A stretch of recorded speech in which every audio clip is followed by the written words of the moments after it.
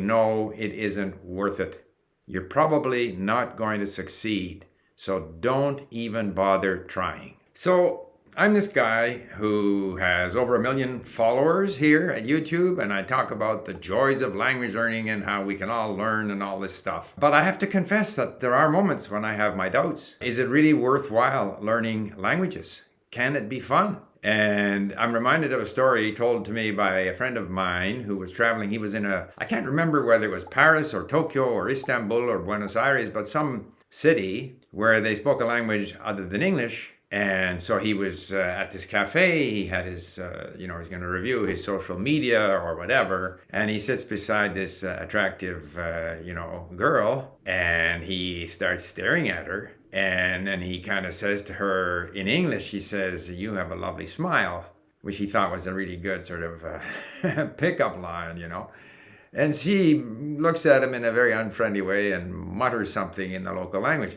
So undeterred, he sort of whips out his iPhone and he speaks into his iPhone in English, and the iPhone then speaks in the local language, also saying, "You have a lovely smile." At that point, the girl calls the waiter over, and she's pointing at him and obviously very unhappy, and she is moved to another part of the cafe. So the moral of the story is, to me, like, why bother? Why bother learning a language? He went to the trouble of, using his iPhone to generate his pickup line there in the local language, and he was still rejected. So, I question, therefore, why bother? Because learning a language, has to be hard work. There's an expression, no pain, no gain. And that's certainly true in language learning. If you don't subject yourself to drills, to quizzes on things that you have hardly had a chance to get used to in the language, like the subjunctive in French or something. If you don't go to a class and sit there and maybe you have to read in front of other people, and if you read well, then people are jealous and don't like you. And if you read badly, they laugh at you, or it's annoying to have to listen to you. So it's just not a good situation. But you have to do that. You got to review,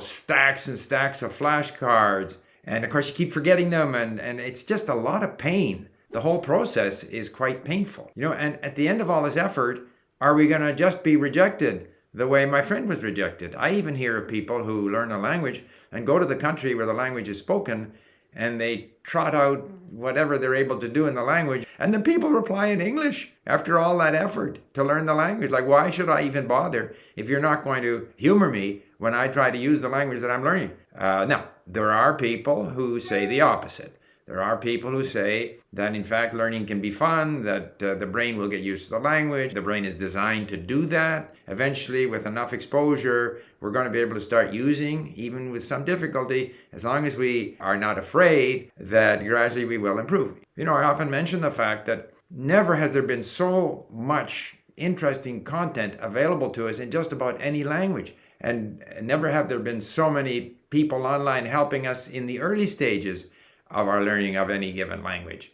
So the conditions have never been better. I hear this message, and I personally have delivered this message here to encourage people. But is that realistic? So today I'm having one of my darker moments, and I'm saying, no, it isn't worth it. You're probably not going to succeed, so don't even bother trying.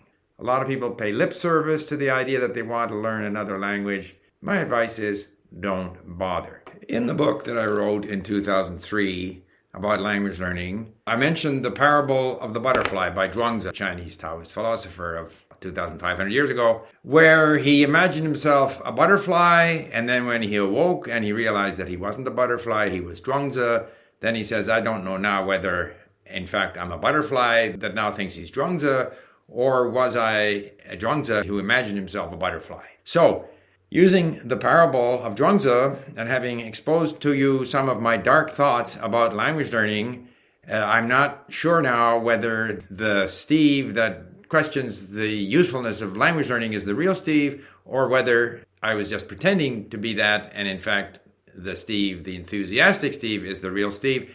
I leave it up to you to figure that out, but do try to bear in mind the fact that it is the 1st of April.